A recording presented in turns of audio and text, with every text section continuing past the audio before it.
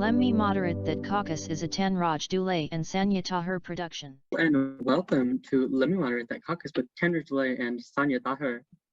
Oh, excuse you. I thought we had a thing going where I introduce myself in various weird accents. You're not allowed to speak. Oh, okay, fine. Do your thing. I'll just say. Okay. And we are beginning today's episode. Do you want to talk about what today's episode means? Means? What do you mean? This is our season 1 finale. Oh, okay, that's what you meant. Okay. Sorry. No. So what we have realized is that we are both working womans, and he's a man, so he's not a woman, but we are working womans, and so we need some time off from y'all. Y'all have been great, but we need some time off. We got to focus on our jobs, make that coin, make that bread, make that butter. And so for at least a little while, we'll come back, but for at least a little while, this is our season 1 finale.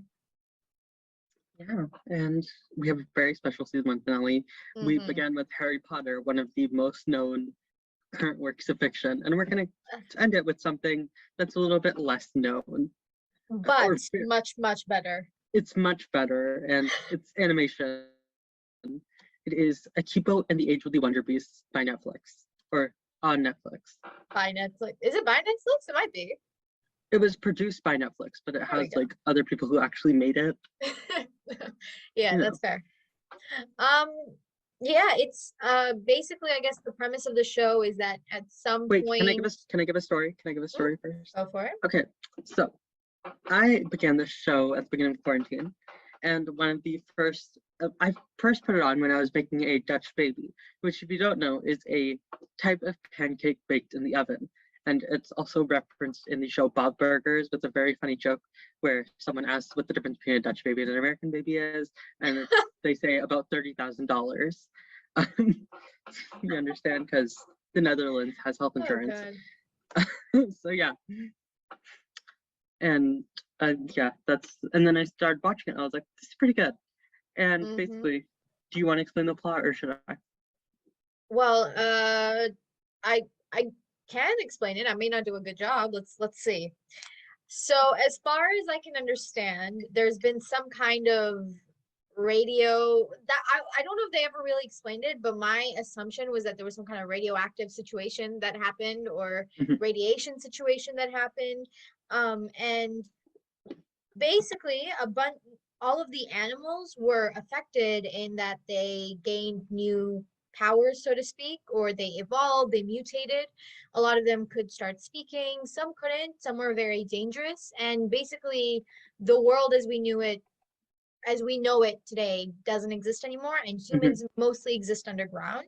Yes, so it takes place 300 years in the future, and we have our setting of the city of Las Vistas, Blackfeet, California, and basically there's these mutated animals called mutes, and they kind of control the overworld, or most of it, and there's a lot of human burrows underground where humans live. Yeah, as far as we know, humans are pretty much the same. They haven't changed at all. They've not been mutated. It's just the animals, and they've sort of taken over. So now the apex predator, so to speak, is not a human anymore. They are the prey for the most part. And they fear, or at least the ones that live underground have been told to fear. I think everyone fears the animals mostly, but they've been told that. But they've been told it's very dangerous, that they can't go above ground, blah, blah, blah. Yeah, and there's whole civilizations underground. So it's not like the humans are living in squalor or anything. They're not. They have like schools, they have libraries, they have museums, they have all these things. Science, they have everything. It's just, it's moved underground. And yeah, that's pretty much it, I think. Yes, and our main character is Kipo Oak, who is a biracial young girl, Korean and Black. Very refreshing to see that type of representation. No, don't say that too loud. You're gonna get some haters. Yeah, I've said it before, and I feel like it's very fun to see mixed or like interracial couples that don't have white people, because I feel like that is the major representation of mixed race people. No, yeah, absolutely. I always prefer it when it's not a big deal. It just is. because that's how it is, right? People just are. Like your race normally Mhm. doesn't factor too much into your, I'm not saying that it doesn't factor into your everyday life, but it's not like something you're having big conversations about every day. You're not like sitting down at the table with your family being like, okay, so what was your Black experience today, or what was your brown experience today? That's not happening. You Mhm. just exist and move on. So that's always nice. So as we mentioned, the animals have become very evolved, and they created their own types of societies or civilizations, and they Oh, it's each so have these cute. little faction groups, which are very based off certain aesthetics or like Mm-hmm. types of music, and they're very fun and just interesting to look at. My Oh my favorite, goodness. I'm gonna start by talking about my favorite little faction of animals. It would Okay. be the Newton wolves. They are a Really? group, yes, they are a group of wolves or wolf like mutes who live in an like what's it called? Like Observatory. observatory, yes. And they live in that and they just love science and they're just doing that and they like they have this like rap that they do when they first get introduced where they rap about like the history of the universe. And it's really, really funny and they're just hanging out. They're really cute. It's so good. Uh, They uh-huh. they And they're amazing. they have these two, the wolves, like the brothers that run their little wolf community, are the alphas, are billions and millions, and it's really cute. No, yeah, I think what I like about them is that they still have the hierarchy that we know exists within wolf packs, but Mhm. it's very but they have all of the place settings and table manners and etiquette and all of that kind of stuff, which And none they of the like, others seem to. well, some of the others do. Like Oh, I they, didn't yeah. really. I thought the Well, rest of them. Okay, fine, never mind. the rest of them have their own rules of how they do things, and they have Mhm. very, like the wolves. I just like them because like I don't know, it's really cute to see like these like wolves talking about like science, and they're just very passionate, and I like that for them. Oh, I think my favorite would definitely be the snakes. So what are they called? They're called the umlaut, Not snakes. the omelet snakes. They're snakes that are into rock. Like rock is their whole personality. Rock Yeah, they're music. rocker snakes. They live in like a desert. They play guitars. They play electric guitars, and they're just like really cool. And they're Yeah, fun. they can basically injure you with the sound waves. Like that's their whole thing, and they can. Mhm. I think so. Yeah. Yes. Yes. Or they use their music very creatively. And what we notice about all of the factions is that basically they don't most of them don't have any desire to like harm people or take over the world or anything like that, right? They just have their own place, their Yeah, own thing. they have their internal struggles between each other, and Hmm. they all kind of they just don't. It's like a they don't want to be bothered. They won't bother you. If you do bother Exactly. them, they will retaliate. They're very individualistic societies. But what I loved about the umlaut snakes is that they're very reciprocative to Kipo. As soon as Mhm. she shows that she's respectful of who they are and able to mesh with them, they're just like, okay, we accept you. Here, come Yeah, in, be and our as soon friend. as she does her like epic guitar solo, they're like rock out. It's so cute. Like basically as soon as she shows them that she can respect them and that she's worthy of respect with what they consider to be valuable, it's done. And That's the same thing with the Newton wolves. Like as soon as Kipo talks about like her little math tricks or her science tricks, they're like, whoa. And yeah, like, yeah. it's that's like that's the whole thing, right? Because everyone's like they're unreachable, we can't make friends, we can't be anything like that, Mhm. we can't get together, but it's just that you guys value different things. So as soon as I can show you that I respect what you value and you can show me you respect what I value, we're fine, we're good, we're great. We may not be the same, but we can get along. And another very much favorite of mine would be the timber cats, and they are just so cute because they are cats and they are lumberjacks. They wear plaid Mhm. and they like just cut down trees. They scratch the trees. They play with yarn. They love pancakes, and they're just so cute. And And they all have little axes. yeah, and they have table Ah, manners as well because they have they their little do. pancake hall that Hmm. they all sit, and they have their like leader cat who is Yummy and Hammerpaw, and I just love Yummy and Hammerpaw. Their names are so adorable. The Timbercats, I think of all of them, have the best names. We've got Yeah, like they Yum Yum Hammerpaw. We've got, this is embarrassing because I can't remember anymore, but every we do. single cat. They all have very cute names, and it's like, yeah, Yummy and Hammerpaw is the one that comes to mind because he's like the main cat. Yeah, and basically Kipo, the way that she interjects, Kipo, I think, spends most of her time with the Timbercats. Because they're the first community to like let them in. They're the first community to accept her and give her a home and like really show loyalty to her, and she shows loyalty to them. And the way she wins them over is through pancakes. She shows them that she's really good at Yeah. that. No, so she's not the one who's good at it. It's one of her Well, friends who makes the pancakes. She shows them that her group Has use to them. Yeah, basically. And then And- over time, obviously, they develop a And real also relationship. the big reason that they accepted them is because she got Yummy and Hammerpaw back. Because Yummy was trapped above the canopy of the trees that they live in. That And was like so adorable. Yumyan was scared, and they were all like really sad and mourning Yumyan. And like she was like, "What's going on here?" And they're like, "Yumyan went above the trees. He hasn't come back for days." And she's like, "I'll go get him." And like Yumyan's still there, and he's like really scared that he's gonna let them down if he goes back down without like what he was searching for. So she helps him, and it's really cute. It is.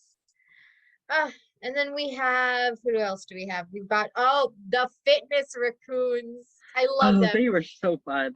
Okay, so these are raccoons who they live in the trash dumps, and what they've discovered is that all of these like yoga pants and tutorials and stuff like that. They discovered the 80s fitness, like neon clothes, doing like power walking, all these things, and they have these very intense fitness routines.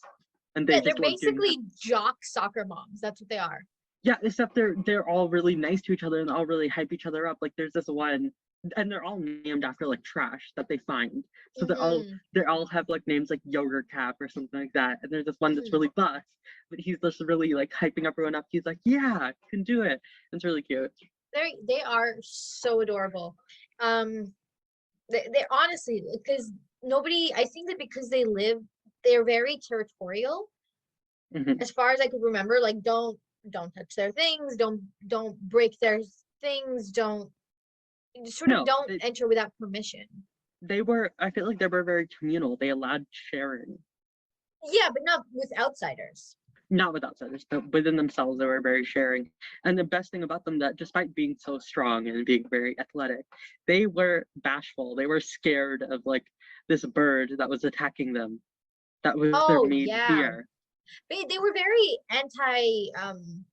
anti-violence. Yeah. Anti-violence, anti-confrontation. And one of them was like a yoga instructor, and he was like very peaceful and calm. It was all about the Zen. It was adorable. And then we had I think what I loved about them the most was that they were very in tune with their emotions. Like they were very open with being sad. There was no shame in tears or fear or anything like that. And it was so adorable. It was so cute. Yeah. And our next, like the first group that we actually got introduced to was the Mod Frogs. And was that the first group? Yeah, okay. Yes, because the Mod Frogs are tracking Kipo. And the Mod Frogs are basically inspired by the mod aesthetic from the 1960s. They all wear these really smart little suits, and they have their tongues, and they're just frogs. And they're really fun. That's basically, yeah. And then the last one, I think that's really important. No, there's a couple more that are important. But the one that I love was Ratland. Oh, Ratland. It's like the brother and the sister, and they run this amusement park where they're like, anybody can get along. Anyone can go here.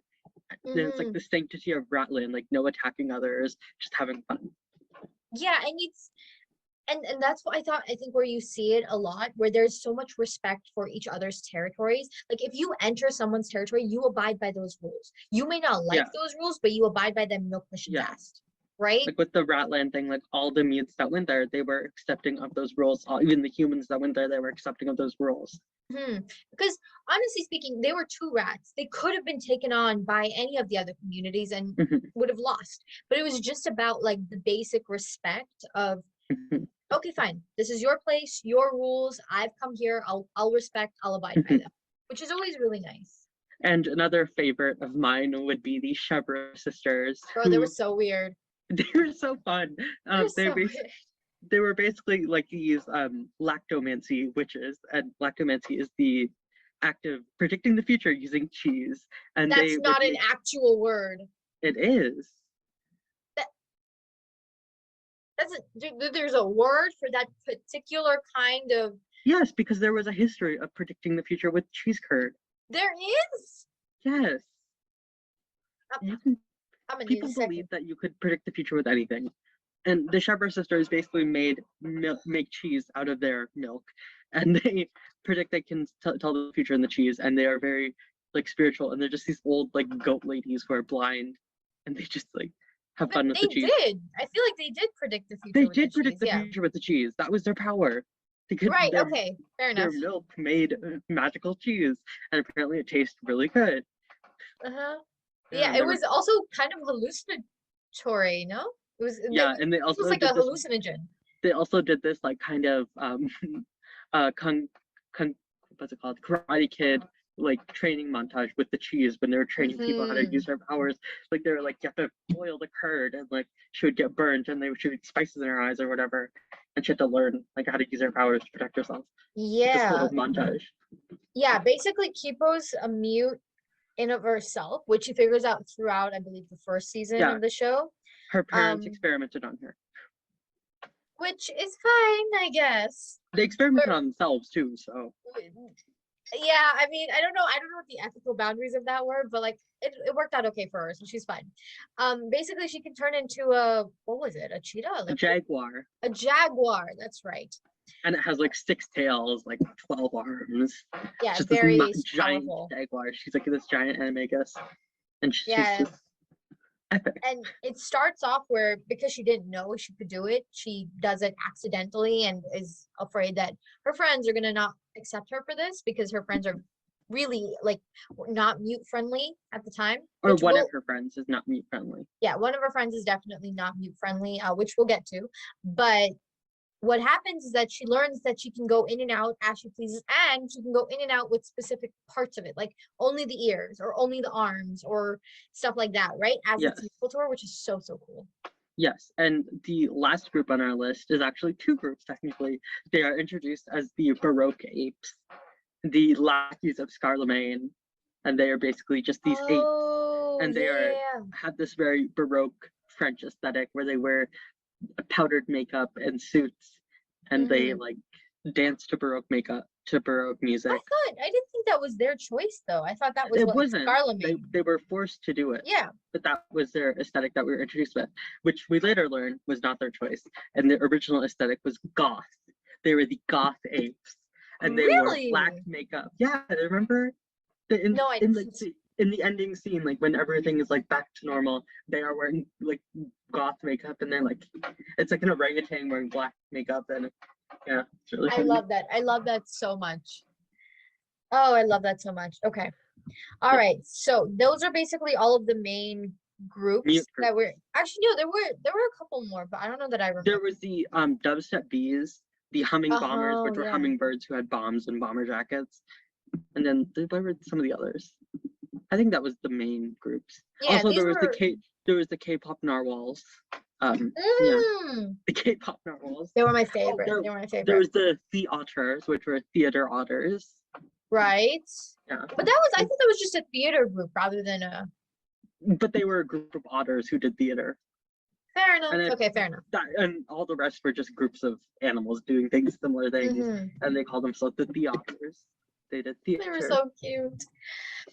Okay, now the characters, the main characters that we're introduced to. So first and foremost is Kipo. So basically what happens to her is that there is some kind of, there's a flood in her underground burrow that she's in, and she doesn't get to the safe house in time, but her father helps her escape through the underground tunnel, sewer? Through the pipes, the sewers. Through the pipes, yeah, through the sewers. And she ends up outside. Above ground. And she's never been outside. All she knows are the stories. But the difference between Kipo and what we're made to understand the other humans of the burrow is that she's very curious and very open. Yes, and she was raised to be like kind. And one thing that like when I first watched the show and how I convinced you to watch the show, or my main argument, is that she kind of reminds me of Aang in the way that she acts. Like she as opposed to some of the other characters that we get introduced to, she was raised in like this area of peace. She doesn't have any ideas of all the conflicts that are going on. She is raised like this. She wants to have fun. She's curious. She is like very focused on like peaceful resolution of problems. And she's very idealistic. Like she's presented with, this is the way the world works, and she says, no, I disagree. and then goes and does whatever in her power to change it. Mhm. And sometimes she's successful and sometimes she's not. But it is a very core theme of her character that she does not just accept what is presented to her if she doesn't agree with it. Yes, and she's also a very, very talented young girl, as you mentioned before. She's good with music. She knows science. Yeah, Yes, she's very intelligent. yes. Okay. So who did she meet first? Was it Wolf? She met Wolf first. Because Okay. like what happened was that she found mandu, which is Korean for pork dumpling, or it's a pork dumpling in Korea, and she meets a little pig, Oh and she names it God. mandu because Oh she's like, "This goodness. is so cute, mandu." And then like she makes this pet, and then Wolf, which is another girl, who lived above ground. She was like not in a burrow. She grew up above ground. She tried to attack mandu and eat mandu, but she was like, "No, don't, you can't eat him. He's mine. He's my pet." Yeah, Which Wolf takes pity on Kipo initially and like wants to teach like her the rules of the land. yeah, she's no desire to like help her on a regular basis, but she is like, here, I'll give you a crash course. And then Kipo's like, no, you're wrong. And Wolf's like, well, fuck you then. Goodbye. Yeah, also the thing, this is like completely different. So there's no animals at all, like regular animals. And Kipo grew up underground where there was no regular animals, it's established. So Kipo has been a vegetarian her entire life. And then suddenly this girl wants to eat a pig and she's like, what the fuck? Oh, Mandu can't speak, by the way. So there is a Mandu's just a very little clear pig. difference. Yeah. He has been mutated into like he has more eyes and stuff like that.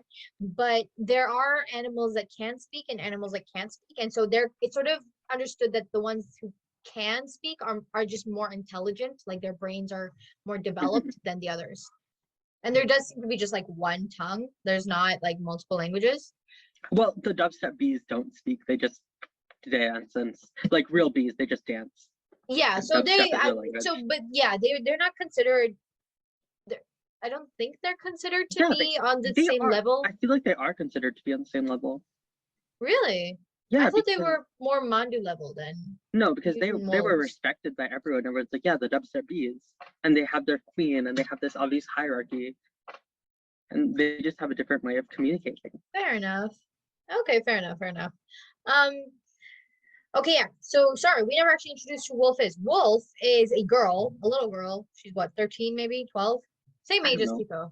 No, she's a bit younger. She's a bit younger. A bit younger, really? Okay. Yeah. So slightly younger than Kipo, spent most of her life that we know of above ground.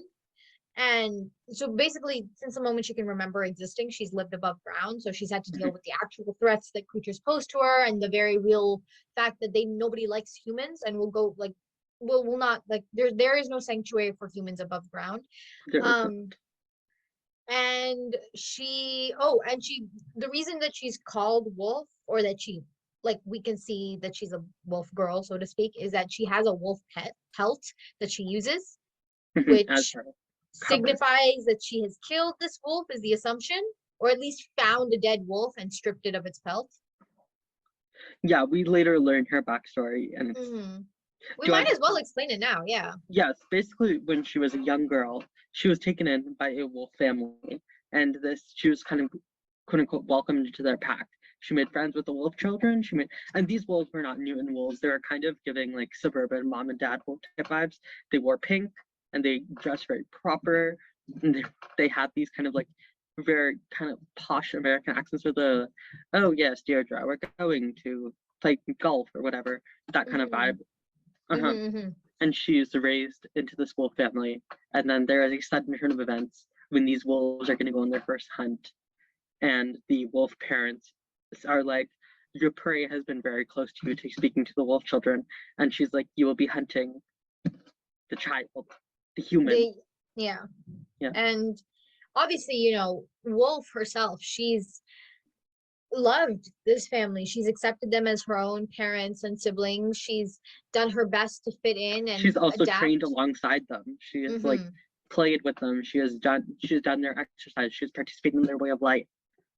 Yeah, she considers herself one of the pack. So this is like she's been betrayed by who she considers to be her family, her pack.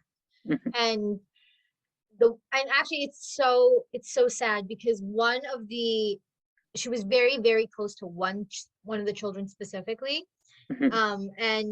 But this child, like all of the others, turned on her. And she manages to escape, and then I think And he she kills the mom, I believe it was, and wears the pelt of the mother.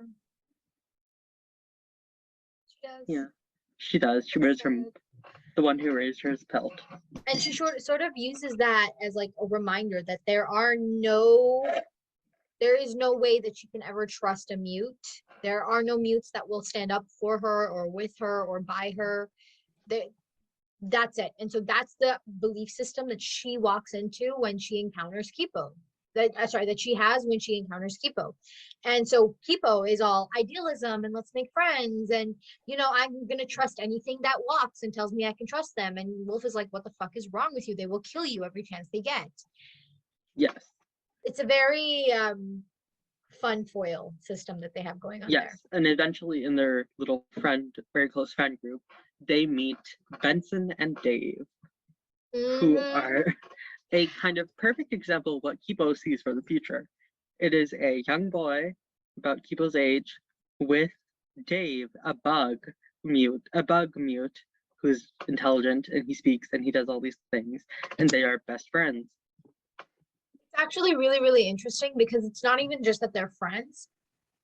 The mute, so Dave, goes through this metamorphosis cycle where he ages rapidly and then dies and then is reborn as a baby, ages rapidly, dies reborn. And so he constantly puts himself in this extreme position of vulnerability where he is a baby and he can't do or anything an old for man. himself. Or He's an a baby old man. or an old man. He's not capable of taking care of himself at that point and relies on Benson to make sure he's safe, protected, cared for, all of those things. And Benson, never fails of that task, and he never voluntarily backs down from it. So it's really it's like this dependence that they have on each other that you don't see up until that point anywhere else, where a human and a mute are friends, family, depending on each other, rely on each other in that way. And it's very, very cute. And I think it's one of the first things that show Wolf that maybe she's a little misguided in her views. Yeah, because she sees how this family can work. That and she was just put in a really unfortunate situation, but it's not necessarily the norm. And then we soon learn that Kipo's father, Leo, is sending messages to her as his journey, telling her where the safe house is. He's leaving these clues on his journey to the safe house, being like, hey, come meet us here. You'll be safe again.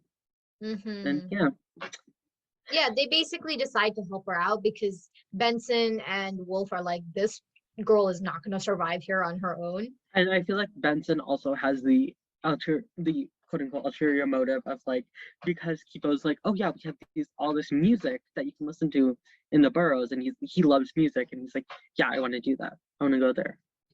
Yeah, I think both of them are sort of secretly hoping they'll be able to find sanctuary wherever Kipo is, but be safe.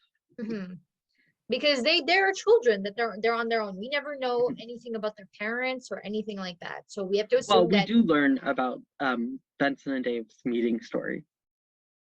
What was their meeting story? Okay, basically Dave, because he's kind of semi-immortal, I guess, he was there at the beginning when the first transformations happened, when the humans were being pushed out of their living situation, and he is like scared of all the chaos.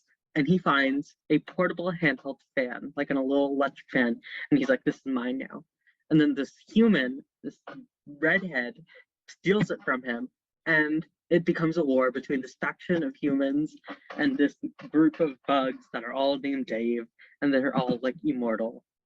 And over time, the fan switches hands many times during this 300-year conflict, basically, until eventually the humans figure out a way to kill the Daves, which we are never revealed to. We're never told how the Daves die. And basically, the humans and the Daves begin killing each other in this war. It's no longer just about the fan, it's about avenging the dead. And basically, it goes on until there is one Dave left and one human boy left. And they both realize that they need to depend on each other. And they have this story of meeting. That's so cute. I forgot about that. Yeah. No, yeah, it's so they basically make the long trip across, and all the while we're told of this like outside threat that's named Scarlemagne. which is by far the best villain name. And Scarlemagne. he has these like tropes of like a Baroque apes who ride in these like flamingo cars, and they are basically terrorizing, trying to catch the human at all costs. They're trying to catch the burrow girl, because if they catch the burrow girl, they can get to the burrow with all the other humans. And basically Scarlemagne's thing is to wipe out all the humans that exist. Basically all the groups kind of have it though. They kind of like they want vengeance on humans for the years that animals have suffered. Yeah, but no one does it as determinedly as Scarlemagne. As Scarlemagne and the apes. They are very much like, yeah, we're gonna get rid of the humans. They are gonna be our slaves. They are gonna be subservient to us. And I think Scarlemagne, I don't know if we were ever explained how he does it, but he does have. Yes, we were explained. We were. Yes. The mind control aspect. Yes, basically Scarlemagne has the ability of these pheromones that can control primates. Oh yeah. And that gives him this epic power over his ape posse as well as his human slaves, and he's able to control them. We later learn that Kipo's parents, Leo and Song, were scientists working on a way to reverse the mutation of animals so that humans could regain their place on top. And while they were doing this, they had one mandrill who was regular. He didn't get mutated, so they would have to run their tests on this mandrill. And at this mandrill, they soon became very connected. They named him Hugo. And one day, they tested him with a serum that gave him intelligence. They gave him meat-like intelligence. They were like, oh yeah, and they had to keep it a secret from their boss because they grew connected to this mandrill. They didn't want the mandrill to be like harshly experimented on or reversed from his intelligence, and they had to keep it a secret from the rest. And one of the skills that Hugo gained was the ability to control people with his like pheromones. Yeah, we're basically there's basically some kind of guild of scientists that are determined to putting humans back, like reversing all of the radiation mutation that happened. And so what happens is that Leo and Song are part of this guild, and they are also experimenting, but because they become connected with Hugo, because they start to see Hugo as their child, something that they're caring for, something that they love, someone whose development they are eagerly, avidly watching and congratulating and very proud of, they start to change their worldview. They start to like begin to have a little bit of the idealism that Kipo had. And they raise Hugo as their own. He plays the piano, he can read, he does all these things with them, but then they have their own kid. And there's this issue where they have to escape from this guild, and they tell Hugo, we're gonna come get you. But they don't. And they have to leave. And Song has disappeared. Leo has to take his baby, Kipo, away from the disaster. And then Hugo is left alone, and eventually he gets tired of waiting. And he meets other apes that are like him. They're goth. And he's like, hey, because he doesn't know anything about the issues above world. He's like, hey, want to be friends? And they are very mean to him. And he soon learns that his mind control does not only apply to humans, it applies to all the apes. So he whips this group into control, and he takes on a new name inspired by his love for European history, being Scarlemagne. Oh, so good. He's basically driven. Yeah, he's driven by that initial betrayal from Leo and Song. And the treatment that he received, and he decides that because of the way that they treated him, and because I think he finally does understand what he was there for. He understands what exactly the experimentation was for, which he didn't understand before, but now that he's outside, now that he gets the way that humans have been treated, he sort of comes to his own conclusion about that, and he decides, well, I'm not going to let it stand. I'm going to kill every human I can find, or at least have them. No, he's going to enslave them. He's going to enslave them, right? And build his new society where animals can live on top. Yeah, which nobody's wrong in this situation, because we see Leo and Song, they didn't mean to leave him. It's just circumstances got so far out of their control that they weren't able to uphold that promise that they made to him. Because Leo had to choose between the infant in his arms and Hugo, and Song was nowhere to be found, which we later learn is a whole separate tragedy. But yeah, it's sort of just one of those, like, it's one of those things where nobody's wrong, which I really love about this show, where there is no clear villain. There is. There is later, but We'll like get to it. initially there is later. But even, you know, those people, they're driven by a understandable motivation. Mhm. Like we can always see how they got there. Because I feel like with a lot of shows, like I don't know, there are these villains that are driven by things that we can't understand. And even but this show, even with how outlandish it is, how out of our realm of understanding the circumstances are, we're still able to be like, okay, I get it. I pity you, you know, like I see. Yes, Which and is we're nice. able to, and Scarlet Lemaine has this amazing aesthetic of Baroque music and like controlling, and like all his like enslaved people, they wear these like really like intense smiles. Like you can tell they're being like controlled in some sort of way, and they have this like powdered makeup.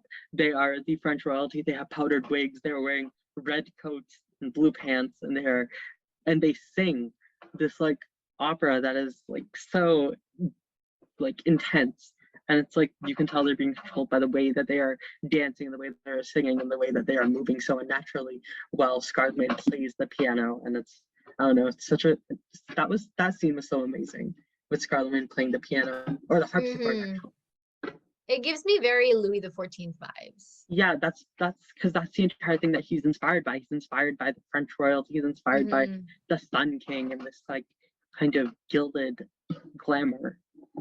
It basically, for him, that opulence is a show of strength, which Yeah, which it is. It it absolutely definitely is. And like because of his ability to control humans and the other apes, the other mute groups have fallen in line with his plan. They're basically like, because he can offer them gold, he can offer them all these things, and they're like, okay, yeah. So as soon as the call for the Burrow Girl goes out, basically most of the other like groups start looking. Not most, basically only the humming bombers and the mod frogs start looking for the Burrow Girl, and the skunks. The skunks who are biker chicks, they all start looking for the Burrow Girl. Yeah, it's one of those things where it's, you get it. His character, his aesthetic is absolutely fabulous. Like it makes him such an appealing villain. Like before you know his back, because we don't get to know his backstory until much later. So for a long time, he's just this background, you know, the overarching like villain that we don't. for like basically the entire first season, he is just mentioned. Like we don't get any view of him. He is mentioned. We see his lackeys, but we don't actually get to see him or know what he is. It's like Scarlet Lemaine is just this big thing that's coming. And it's a really good like foreshadowing of his character. It is. Yes. And It is. the next character that we haven't discussed yet is Jamak, a disgraced mod frog, who Kipo has accidentally disgraced by basically being nice to him. And he starts off as this very like, he has his little mustache. He's a mod frog wearing his nice little suit, and he kind of like becomes friends with Kipo by accident because like she's just so charismatic and so nice and such a nice little girl, and he's like, no, stop talking to me. But then eventually he becomes best friends with her, and he becomes disgraced. They cut his tie off, and then he has to go fend her himself. All his friends have betrayed him, and now he's just alone, and he's kind of like seeking revenge on Kipo because like she tricked him kind of, so he's kind of like disgraced, searching for him, like Zuko searching for the avatar to get unbanished. He's searching but for every time they encounter, she like sometimes, yeah, she just escapes and she figures her way out. But anytime like he's actually got her, they have a conversation or they start talking, and then he's like, fuck you, get out of here. Like, okay, fine, just leave. Yeah. And another mute that I want to discuss while we're here is Tad Mulholland, who I absolutely adore him. He's basically this water bear. For those of you who don't know, tardigrades are minuscule little creatures that live basically everywhere. And Tad Mulholland basically uses the water, and he's in all the water, and he can basically control anything that he wants. He gives people's dreams, and he kind of takes control over them, stuff like that. And he mostly just does it for fun. Like, he's not malicious about any of what he does. Like, he doesn't really have a stake. Yeah, in the first episode, season 3, they drink his water, and he gives them these like amazing dreams, like these absolutely amazing like fantasy dreams, and you can tell the characters are enjoying it until they realize it's all fake. But then they want to escape, and Tad's like, no one ever wanted to escape my dreams. And then Kipo gives him a lesson in ethics, like, you can't just do this. And then he's like, I need to do some soul searching. And then he becomes like an ally for Kipo. It's amazing. And basically what we see in the first season is Kipo just going around making allies, making friends, and she's not doing it for any purpose other than friendship, but later they become very useful to her in terms of allyship and partnership and helping her like reach her goals and help everybody else. And she sort of like at the end of it, we're talking season 2, season 3, she's like this leader of all the animals. She leads all of the animals, and she's not always right, and she sometimes gets she's not they're always sometimes mad at her. They don't like her decisions, but they all respect her, and they're like, Kipo, we see what you're doing, babe, come on. Yeah, and she's and what she does is she really attempts to like connect with these people and learn about them and try to bring them together. And sometimes, yeah, her idealism gets the better of her, right? Like, she goes a little too far, a little too fast. And that's what I like about the show, because it's not that, okay, yeah, idealism wins. It is idealism with realistic expectation that will win. You have to be realistic about what you're trying to do. You have to understand who these people are, what their belief systems are. You cannot change the way a person acts and thinks in a minute or even in a month, a year, or whatever. You have to give it time. You can sow the seeds, but you have to wait till it grows, right? Yeah. So basically, once we get to like Scarlemagne kidnaps Kipo and like takes him, but she doesn't get the initial treatment of being mind controlled. He's like very kind of friendly towards her. He's like, so we had the same dad. Are we siblings now? And like, he basically is like very much trying to get her love as like a sister now. Yeah. And like he's willing to give her anything she wants. Anything. Like, when the other mod frogs are mean to her, what he does to those mod frogs is gilds them in gold, and it's like, anybody who's mean to Kipo, this is gonna happen to you. You're gonna become a statue in my golden palace. And then she's like kind of horrified by this, because that's not what she wanted. She wants everyone to be nice to each other. And then he kind of slowly like comes to and be like, wait, what am I doing this for? It takes a little longer than that. I think for him, it takes quite a bit for him to change, but he is absolutely vying for her. Like, he wants her love. He wants her validation, because I think to him that would prove that he's still good. He's still worthy, which he hasn't felt like that because of the way that her parents treated him, right? And because the first thing that she does is she's like, I am so sorry about how my parents treated you. I am so sorry about everything that happened. So he like kind of was like, oh, okay, hold on. So they did do something wrong, and I'm justified. Yeah, and more than that, he's like, okay, wait, maybe she's on my side. Like, maybe I can do something about this, right? Because like, yeah, she loves her parents and she would do anything for them, but she's able to realize when they're wrong, and she's able to be like, you were wronged in this situation. But what happens is that when Kipo realizes that she can't change him, she can't change what he plans to do, which is pretty much like just continually enslave all the humans and cover everything in melted gold. Yeah, he wants to enslave the humans and create a golden city where mutes can live free of humanity. And he's trying to enslave everyone, basically. Yeah, and he does end up finding her burrow. I don't remember exactly how that happened, but I think so. He did, right? Yeah, he does end up finding them and like enslaving the people.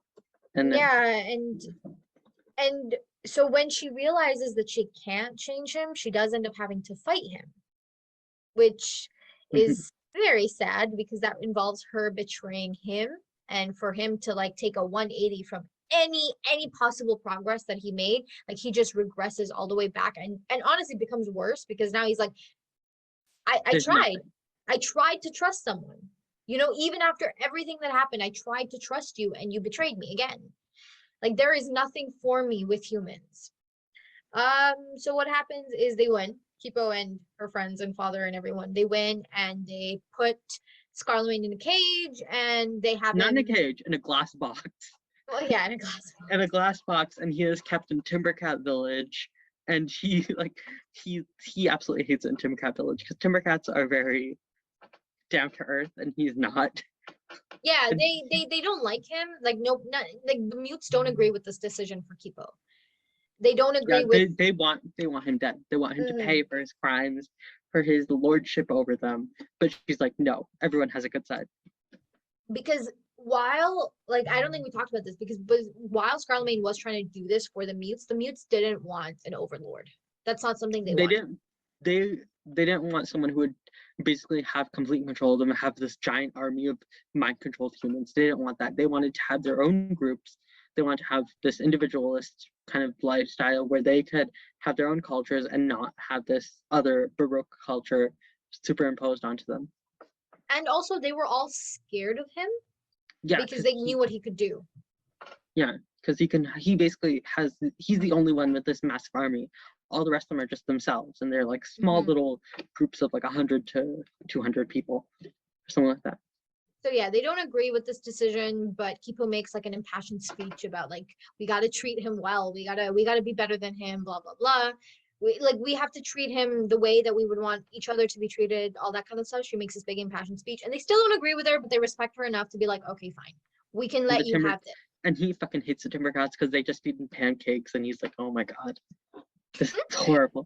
And like the one thing that he really wants is a piano, and like he starts being nice to people, and at the end he doesn't even want the piano. He just wants this friendship that he's made with the Timber children and stuff like that.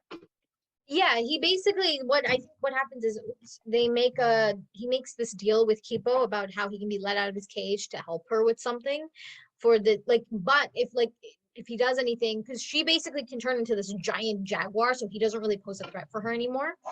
And so she lets him out. She's like, hey, help me with this. Let me see if I can, trust you. Because Kipo is constantly trying to reform him. She wants to reform him. She has not given up on that. And Leo, of course, has spent all of his time trying to apologize and fix this relationship. But Scarlett's not having any of it. But they let him out of his cage because he's like, I want a piano. What do you want me to do? And then the children are not afraid of him. They don't have any hatred towards him. So they don't know who he is. They're like, know who he is. So he starts to they like climb all over him and play with him, not knowing that they should be scared, not knowing that anything. And so he starts to develop a bond with them. He, starts to develop a bond with Kipo. And by the end of it, and it takes a while. Like, this is realistic development. It takes a while. But by the end of it, it's not that he's necessarily changed his views regarding he doesn't necessarily think that he was wrong in what he tried to do, but he does understand, he has enough love and he's developed relationships that he's like, I don't want to jeopardize these relationships, so I will change my behavior. Yeah, and basically this also coincides with Kipo trying to unite all the animals against a common villain, and now all the animals see that their children have started to get along with each other, and Scarlet, they're like, maybe there is a chance. And the common villain is a absolute fucking bastard, Dr. Amelia, who was Leo and Song's boss in this scientist guild, and she was absolutely putrid. She was horrible. She was mean-spirited, and her backstory, fucking hate her. Yeah, her whole thing is that she just she goes from wanting to change the animals to just now wanting to kill all of them. And she wants humans to be back on top, and she'll do anything to get that. And she also, even in her backstory, basically her and her brother are sent above ground and to go search for something, and her brother becomes friends with the rats from Ratland. And then when Amelia sees this, she's like, what the fuck? And she kills her brother and blames it on the mutes to foster more hatred between her little scientist guild, and it's horrible. It's honestly, whatever you thought, I thought that maybe he would have accidentally died. I knew that her brother was going to die, but seeing that she was the one who killed him, because it was by her own hand, she killed him. It was so bad. We don't see, I know I said that even for her, I see the justification, and I do see what motivates her. and to a certain extent I can understand it, because that must be terrifying, right? To Yeah. know that she is like this minuscule thing that has no power, no capability of Mhm. herself. Like that must be a terrifying thought. But Yes, then but she went she to kills such her brother. extremes. She went She to such kills her brother. extremes with her values Hmm. and with her She enslaves, she like cages animals because to test them and experiment on them, right?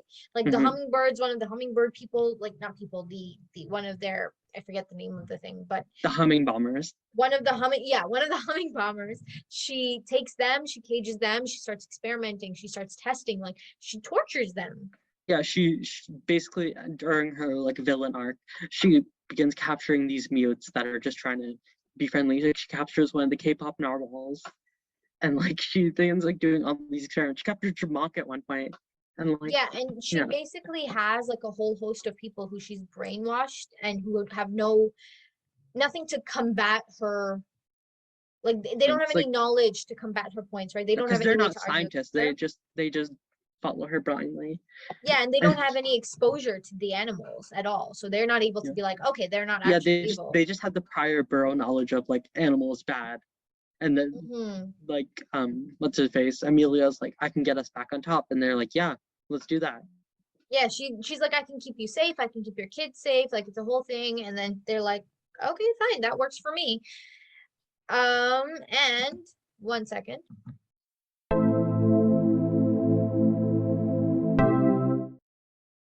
Alrighty. Sorry about that.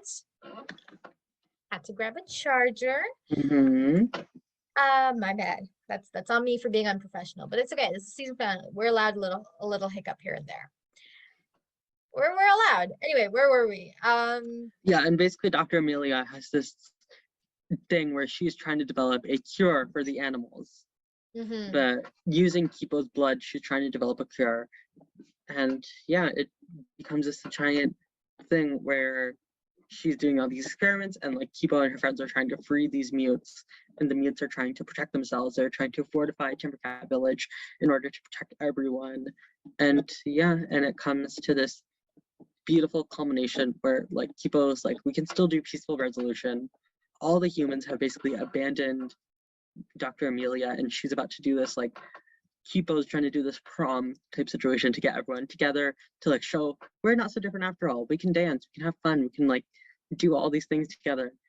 But little do we know, Amelia has begun developing her cure, and she has begun curing mutes, including Yum Yum Hammerpaw, my beloved.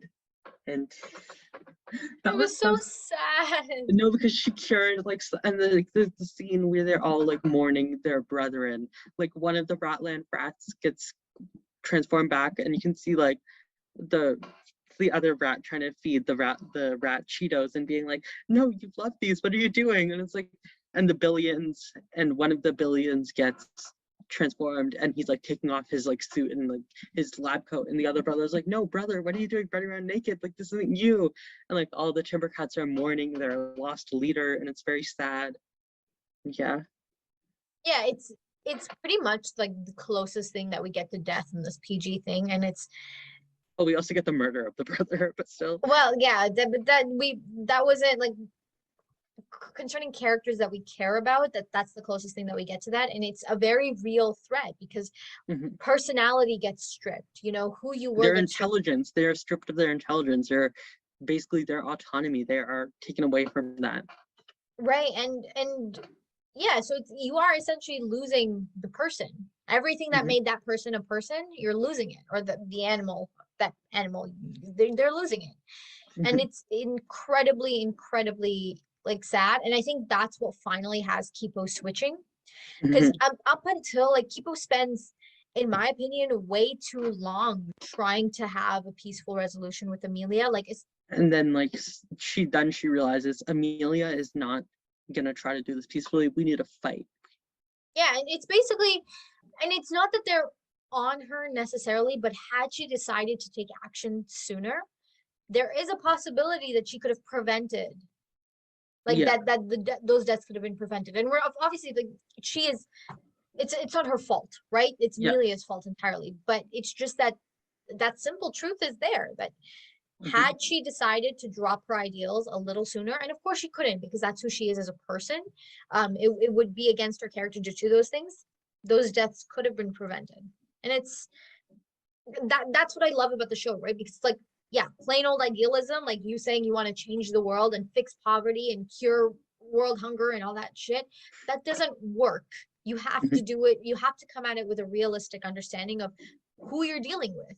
Like, okay, yeah, it's one thing to be like, oh, billionaires shouldn't exist. But are the billionaires going to give up their billions? Like, you have to go about it in a reasonable way. Yeah, and then after that, Amelia basically realizing that she has no chances in a fight between the Mega Jaguar, she injects herself with a Mega Narwhal Walrus DNA, and they have this epic battle. And as soon as like Kipo defeats her, they give the most poetic justice of a thing. They leave.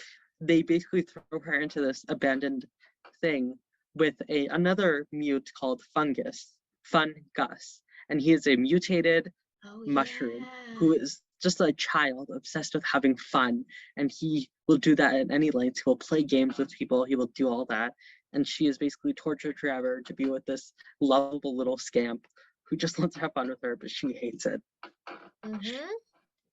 That's pretty much it. Yeah. No, because what we're introduced to with the humans, because what we did miss like Song's whole thing. Yes. So Song is Kipo's mother, and we assumed that she was dead. Yes. But what actually happened was that she, like we said, they experimented on themselves, the scientists, and she basically injected herself with Mega Monkey. So Mega just means that bigger and more powerful than the average. But also less intelligent.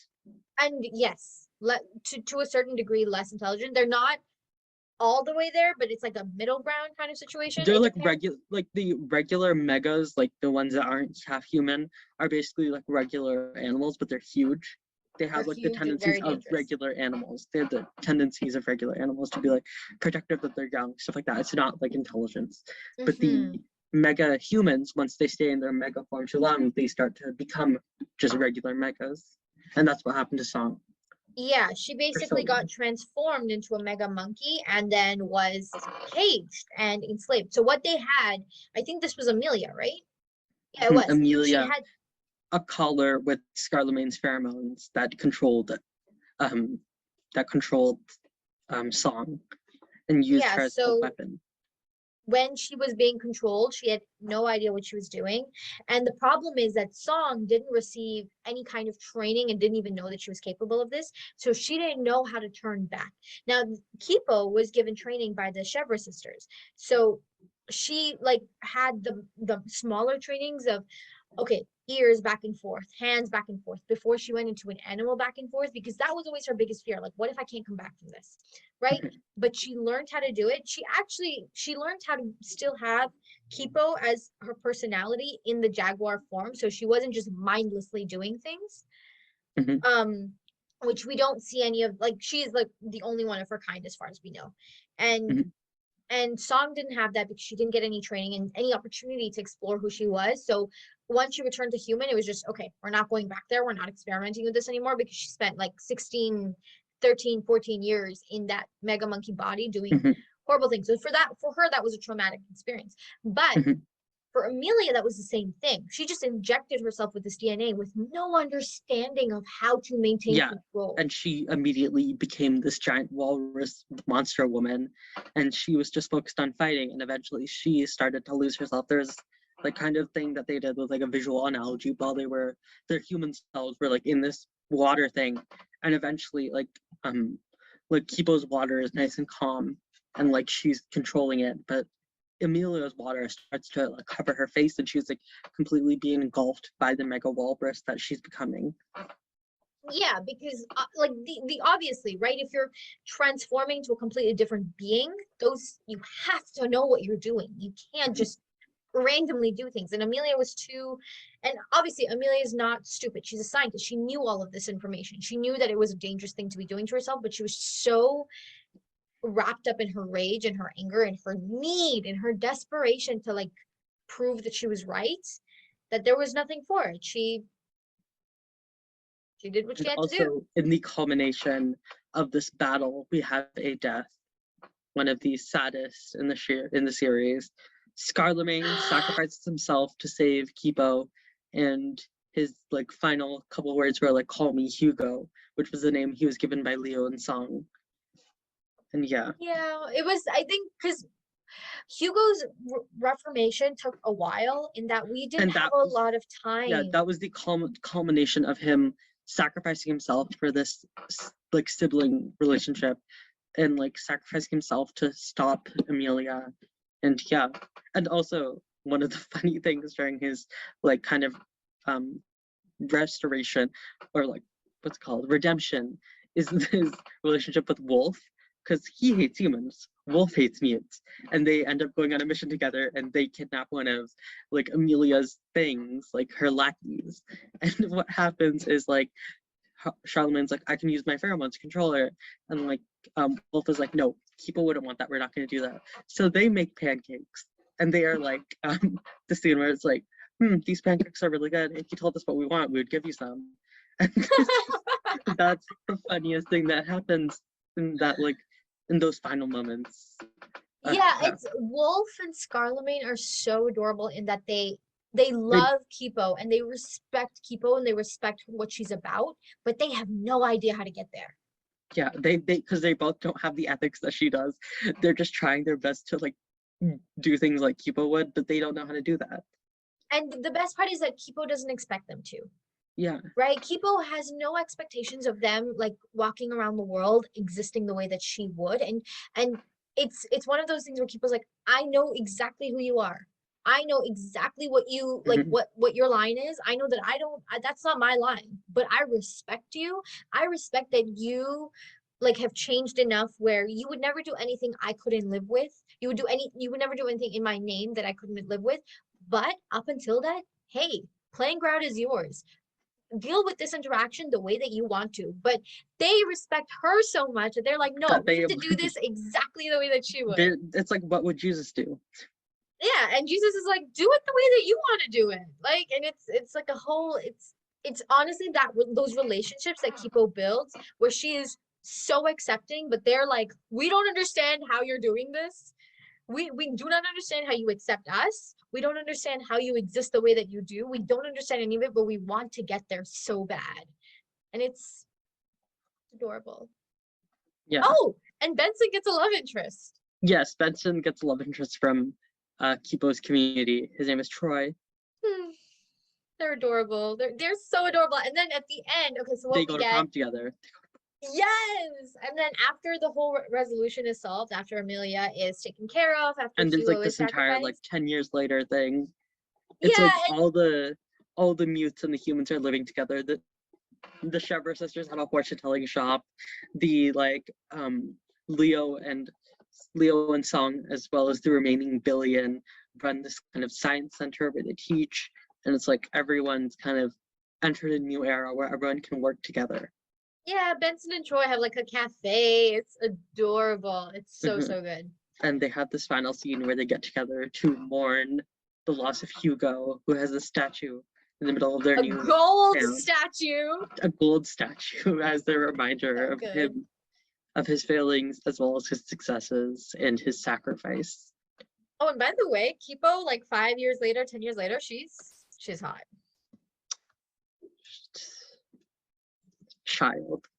No, she's not. Not at that point. She isn't. I never like. She was always cute, but like she grows up and she gets her leather jacket. She has pink skin.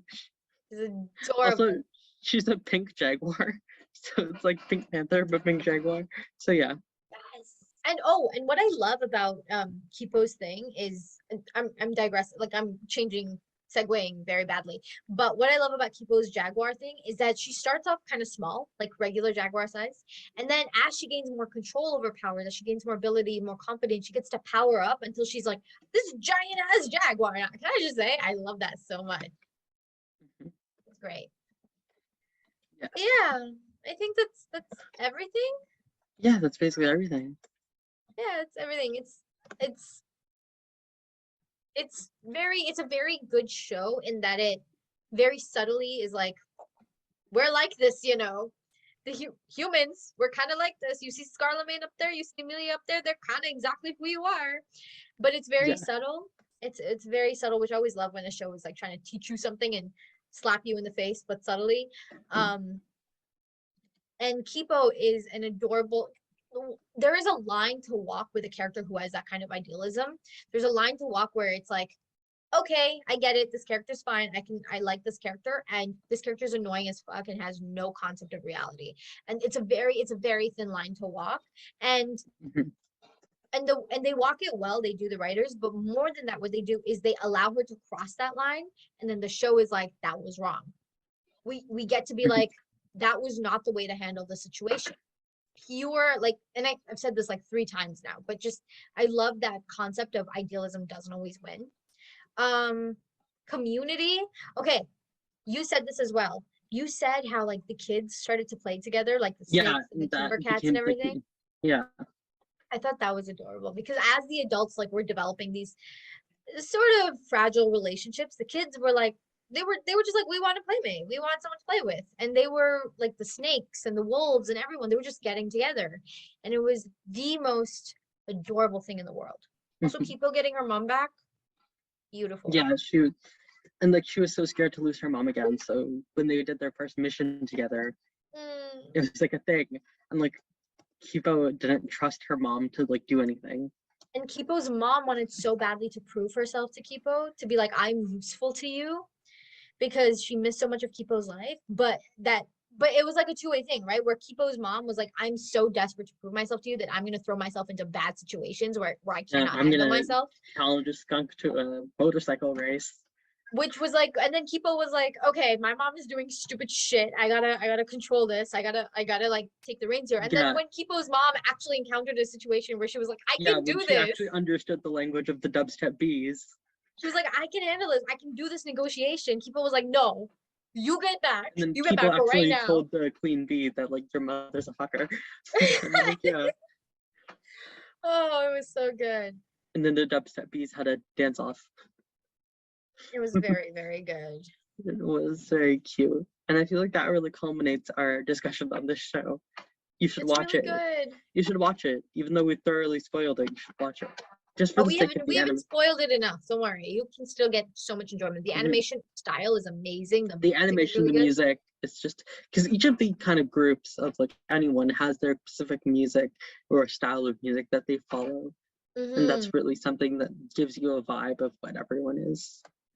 It's just a very colorful world, and it's so bright, it's so fun, which is such a contrast to like the reality of existing there, where it's so dangerous. People like, it's especially initially, it's like, these bright red lobsters that can kill you, and like, I don't know, these all this destroyed remains of human existence, plus the brightness of like the bright blue of this pig and all that, and the bright greens of like all the plants that have grown over the broken cities. Like it's a really refreshing take of the post-apocalyptic genre. Yeah, it's really fun to watch, and I think that I love these kids shows that are still enjoyable even if you're not the demographic, because that means is it's well written, and we should support well written things so that Netflix knows exactly what we want from them. Please. Okay, that's all I have to say. And we're done. Be sure to like, comment, subscribe, and follow us on YouTube, Instagram, Spotify, and wherever else you want to. Oh, and catch our reactions. We're having fun with those. Yeah, we are. The Owl Homes and Heartstopper. And more to come. Yeah, more to come. And bye.